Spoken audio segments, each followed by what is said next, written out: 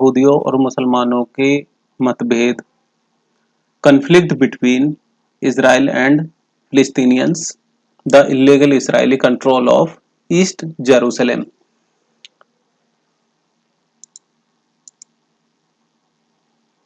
मस्जिद अक्सा मुस्लिमों का तीसरा पवित्र पाक जगह है। यह मस्जिद इस्लाम धर्म में मक्का और मदीने के बाद तीसरी पाक जगह है। नबी पाक सल्लल्लाहु अलैहि वसल्लम ने मक्का से यहाँ तक एक रात में सफ़र किया था और यहाँ पैगंबरों की रूहों के साथ बातचीत की थी और यहाँ से कुछ कदम दूर ही डोम ऑफ द रॉक्स का पवित्र स्थल है, यानी पाक जगह है। यह पाक पत्थर भी है। हजरत मोहम्मद सल्लल्लाहु अलैहि वसल्लम ने यहीं से जन्नत का सफर किया था। मुसलमानों के इलाका चारों इलाकों में सबसे बड़ा है और यही स्तर डोम ऑफ द रॉक और मस्जिद अल अक्सा स्थित है। यह एक प्लेटो यानी पठार पर स्थित है जिसे मुस्लिम हरम अल शरीफ जगह कहते हैं। इसके प्रबंध यानी मैनेजमेंट एक इस्लामिक ट्रस्ट करती है जिसे वक्फ कहते हैं। मुसलमान हर दिन हजारों की संख्याओं में इस मस्जिद अक्सा में आते हैं और नमाज पढ़ते हैं, इबादत करते हैं। रमजान के महीने में जुमे के दिन ये तादाद बहुत ज़्यादा होती है। ये मस्जिद अक्सा का फोटो है, डोम ऑफ द रॉक। अक्सा मुस्लिमों द्वारा अल हरम अल शरीफ या द नोबल सेंचुरी के रूप में संदर्भित 35 एकड़ के कंपाउंड के या अंदर चांदी की मस्जिद का नाम है। 1947 में यूएन ने एक ऐतिहासिक पार्टीशन किया था फिलिस्तीन और इजराइल के बीच में। इसमें दो राज्यों ने 2 स्टेट बनाए थे। एक स्टेट यहूदियों को दिया था और दूसरा फिलिस्तीनियों को दिया था। यहूदी राज्य को यानी यहूदी स्टेट को 55% लैंड दी थी और रिमेनिंग 45% फिलिस्तीनियों को दी थी।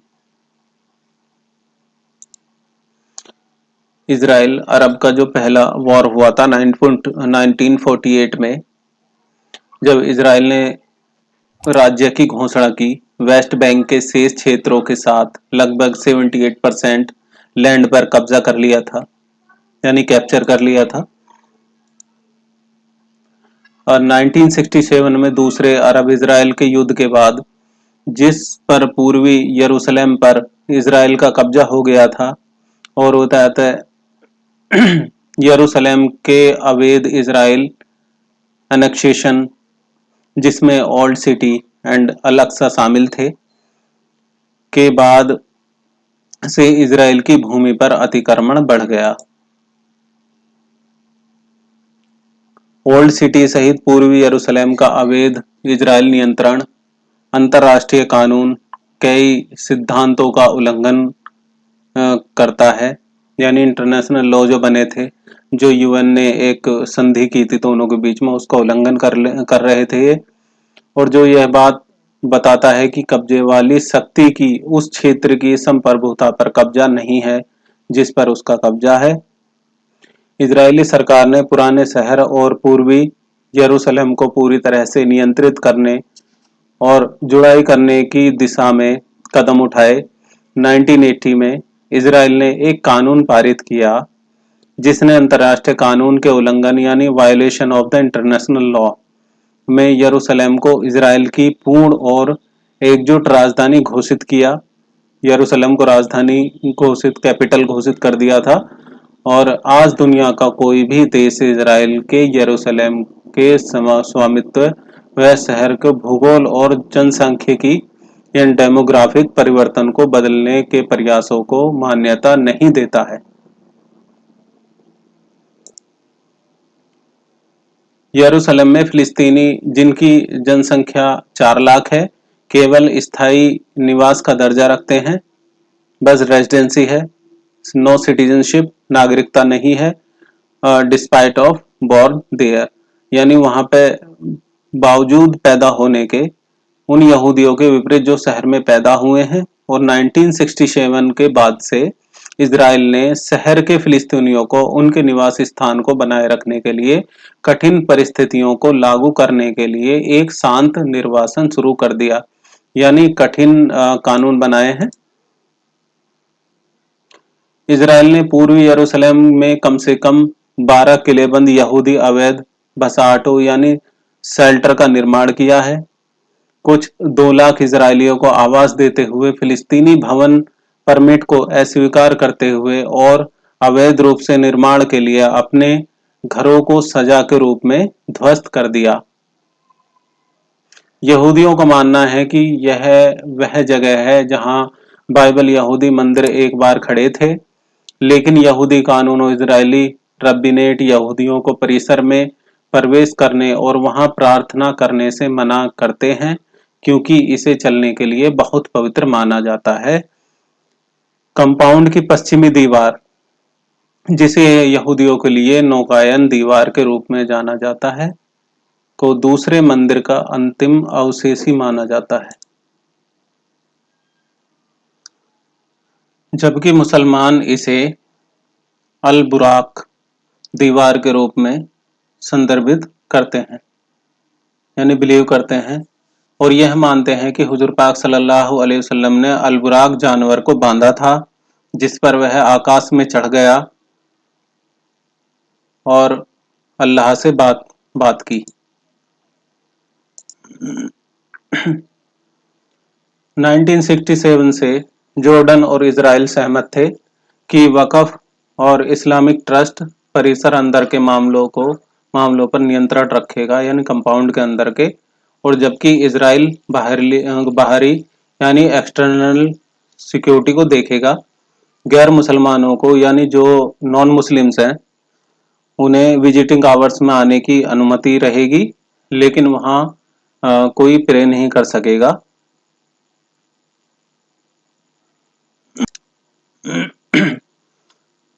आज इजराइल की सेना नियमित रूप से समूहों को अनुमति देती है, सैकड़ों में से कुछ जो यहूदी बस्तियों में रहते हैं, जो फिलिस्तीनी क्षेत्रों में रहते हैं, पुलिस और सेना के संरक्षण के तहत अल अक्सा परिसर में यानी कंपाउंड में उतरते हैं, योगी के इजरायली अधिग्रहण की फिलिस्तीनी आकांक्षाओं को भड़काते हैं। 1990 में टेम्पल माउंट फेथफुल ने घोषणा की कि यह डोम ऑफ द रॉक के स्थान पर तीसरे मंदिर के लिए आधारशिला रखेंगे, जिससे दंगों और एक नरसंहार हो सकता है, जिसमें 20 फिलिस्तीनियों की इजरायली पुलिस द्वारा मार दिया गया था। और 2009 में इजराइल के राजनेता एरियल सोरेन ने लगभग 1000 इजरायली पुलिस के साथ पाक यानी मस्जिद अक्सा में प्रवेश किया है, उसके कंपाउंड में। तत्कालीन प्रधानमंत्री अहद बराक की फिलिस्तीनी नेता यासर अराफात के साथ शांति वार्ता में इजरायली दावों को जानबूझकर दोहराया, जिसमें शामिल थे दोनों पक्ष यरूशलेम को साझा कर सकते थे। परिसर में सेरेन के प्रवेश ने द्वितीय इंतिफादा को हटा दिया, जो दूसरी संधि हुई थी उसे हटा दिया, और जिसमें 3000 से अधिक फिलिस्तीनी और कुछ 1000 के आसपास इजरायली मारे गए थे। मई 2017 में इजराइल की कैबिनेट ने पूर्वी यरूशलेम के इजरायली कब्जे की 85वीं वर्षगांठ पर यरूशलेम की मुक्ति और एकीकरण को चिन्हित करने के लिए अल अक्सा मस्जिद के नीचे सुरंगों में अपनी साप्ताहिक बैठक आयोजित की, एक कदम जो फिलिस्तीनियों को संक्रमित किया। इजराइल से पहले ही 2000 के दशक में शुरुआत में बनाई गई अलगाव दीवार सहित कई तरीकों के माध्यम से परिसर में फिलिस्तीनी प्रवेश को प्रतिबंधित करता है, जो वेस्ट बैंक से इजराइल में फिलिस्तीनियों के प्रवेश को प्रतिबंधित करता है। वेस्ट बैंक के कब्जे वाले 3 मिलियन फिलिस्तीनियों में से एक निश्चित आय से अधिक के लोगों को शुक्रवार को यरूशलेम तक पहुंचने की अनुमति है, जबकि अन्य को इजराइल के अधिकारियों से हार्ड टू प्राप्त परमिट के लिए आवेदन करना होगा। प्रतिबंधों के कारण पश्चिमी तट और यरूशलेम के बीच चौकियों पर पहले से ही गंभीर भीड़ और तनाव है। यहाँ प्रार्थना के लिए यानी नमाज के लिए जो इबादत के लिए आते हैं उनको यरूशलेम में प्रवेश करने के लिए सुरक्षा जांच से गुजरना पड़ता है। पिछले 2 सालों से अल-अक्सा के पास तनाव बढ़ रहा है। 2015 में सैकड़ों यहूदियों द्वारा यहूदी छुट्टी मनाने के लिए मस्जिद कंपाउंड में घुसने की कोशिश के बाद झड़प हुई। 1 साल बाद परंपरा के उल्लंघन में रमजान के पवित्र महीने में इस्लाम के अंतिम 10 दिनों के दौरान यहूदी बस्तियों के समूह द्वारा दौरे के बाद विरोध प्रदर्शन भी शुरू हो गया कि परिसर में अधिकांश झड़पें इजराइल के बासिंदों के परिसर में प्रार्थना करने की कोशिश के कारण हुई, जो सीधे यथास्थिति का उल्लंघन करता है।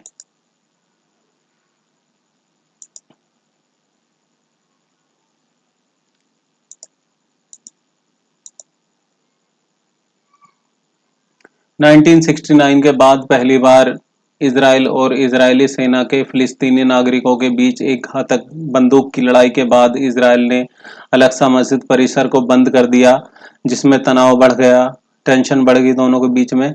और 14 जुलाई को हुआ यह कि हमला 2 इजरायली पुलिस अधिकारियों और 3 फिलिस्तीनी हमलावरों की मौत में समाप्त हुआ। इजराइल ने बाद में शुक्रवार को नमाज के लिए साइट को बंद कर दिया और अगले रविवार को इस धातु के डिटेक्टरों और अतिरिक्त कैमरों यानी हाई सिक्योरिटी सहित नियंत्रण नए उपायों के साथ फिर से खोल दिया और कंपाउंड के प्रवेश द्वार पर कैमरे लगा दिए और फिलिस्तीनियों ने तब तक परिसर में प्रवेश करने से इनकार कर दिया जब तक कि इजराइल ने नए उपायों को नहीं हटा दिया, जो कि इजराइल द्वारा नवीनतम कदम के रूप में देखा गया था। जो हाई सिक्योरिटी लगाई थी, फिलिस्तीनियों ने कह दिया कि जब तक ये नहीं हटेगा तब तक हम मस्जिद के अंदर नहीं जाएंगे, ताकि शहर पर नियंत्रण लगाया जा सके और शहर को जुडेस। इस बीच प्रदर्शनकारियों ने द्वार के बाहर प्रार्थना की और जुलाई 2017 में शुक्रवार की प्रार्थना के दौरान यानी नमाज के दौरान हजारों फिलिस्तीनी लोग द लोयन गेट के बाहर सड़कों पर नमाज के लिए निकले, जो पुराने शहर के प्रवेश द्वार थे। शांतिपूर्ण प्रदर्शनों के बाद तनाव बढ़ गया। इजराइल की सेना द्वारा हिंसक रूप में दबा दिया गया, जिसके परिणाम स्वरूप सैकड़ों लोग घायल हो गए और कब्जे वाले पूर्वी यरूशलेम और वेस्ट बैंक में 4 फिलिस्तीनियों की गोली मारकर हत्या कर दी गई थी। सेना ने सीधी गोली चलाई, वो शांतिपूर्ण तरीके से अपना प्रोटेस्ट कर रहे थे। हालांकि मस्जिद खुद मुसलमानों के लिए महत्वपूर्ण है। फिलिस्तीनी ईसाइयों ने शुक्रवार को इजरायली अतिक्रमण का विरोध किया। शुक्रवार को द लोयन गेट के बाहर मुसलमानों को प्रार्थना में शामिल किया गया। यहूदियों को साइट पर प्रार्थना करने की अनुमति देने के लिए इजराइल के धार्मिक समूहों द्वारा परिसर में फिलिस्तीनियों पहुंच चल रही कॉल पर अधिक प्रतिबंध के साथ कई फिलिस्तीनियों को परिसर के संभावित विभाजन का डर है। अब रिसेंटली टेंशन है, ये हिंदी में बताऊंगा मैं आपको। जो शेख जर्रा इलाका मुसलमानों और यहूदियों के लिए अहम है। अब यहाँ पे क्या कर रहे हैं ये लोग कि यहूदी और मुसलमानों दोनों के लिए शेख जर्रा इलाका धार्मिक लिहाज से काफी इम्पोर्टेंट है, महत्वपूर्ण है। इसी वजह से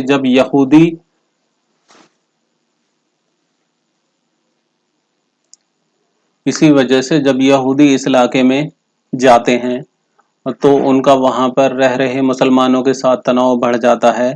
बताया जाता है कि शेख जर्रा का इतिहास 12वीं सदी में हुसाम अल-दिन अल-जर्राही के साथ शुरू होता है।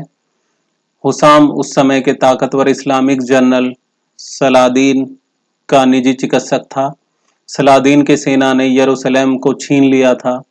अरबी में जर्रा का मतलब सर्जन होता है और शेख एक टाइटल है जो कि धार्मिक और सामुदायिक नेताओं को दिया जाता है।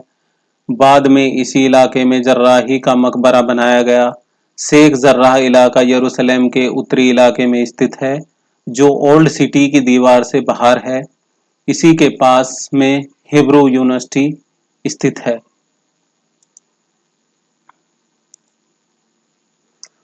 साल यानी 1967 में इजराइल ने यरूशलेम के कई हिस्सों को अपने नियंत्रण में लिया था। सोमवार को इस घटना की वर्षगांठ के मौके पर यहूदी राष्ट्रवादी एक मार्च निकालने वाले थे। इसी बीच हिंसा भड़क उठी। ये वहां की कुछ पिक्स हैं जहां पे सेना ने बहुत ही ज्यादा अत्याचार किया इन लोगों पर, और झड़प के दौरान 180 फिलिस्तीनी घायल हो गए, जिसमें 80 की हालत गंभीर है और उन्हें अस्पताल में भर्ती कराया गया है। इजरायली सुरक्षा बलों ने मस्जिद के कंपाउंड में इकट्ठा लोगों पर ग्रेनेड और आंसू के गोले भी दागे। पूर्वी यरूशलेम के शेख जर्राह से फिलिस्तीनी परिवारों को हटाने की योजना सामने आने के बाद फिलिस्तीनियों और सुरक्षा बलों के बीच झड़पें शुरू हुई थी। ये जो अभी का मुद्दा चल रहा है, ये इसी वजह से चल रहा है। जैसे यहाँ पे सीए और एनआरसी लाए हैं ना, ऐसे ही वहां पे भी कोर्ट ने एक ऐसे ही कुछ नियम बनाया था कि वहां के जो फिलिस्तीनी परिवार है उनको हटाने के लिए। तो इसी वजह से हिंसा भड़क गई, वो भी प्रोटेस्ट कर रहे थे। यरूशलेम स्थित अल-अक्सा मस्जिद इस्लाम के सबसे पवित्र धार्मिक स्थलों में से एक है। यरूशलेम यहूदियों और ईसाइयों के लिए भी काफी धार्मिक महत्व रखता है। यरूशलेम को अपनी राजधानी के तौर पर देखता है, जिसमें यरूशलेम का पूर्वी हिस्सा भी शामिल है। हालांकि इस इलाके पर इजराइल के नियंत्रण को अंतर्राष्ट्रीय मान्यता नहीं मिली है। फिलिस्तीनी चाहते हैं कि वेस्ट बैंक और गाजा में उनके लिए अलग से देश बने और उसकी राजधानी पूर्वी यरूशलेम हो।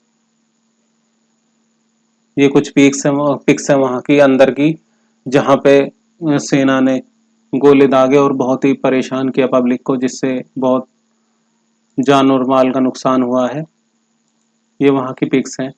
बस अल्लाह ताला रहम फरमाए और सभी लोग अमन और अमन की और शांति की दुआ करें अल्लाह ताला से, और सभी लोग महफूज हों। और बस अल्लाह ताला सबकी ज़िंदगी में अमन और शांति रखे। Thank you my dear friends.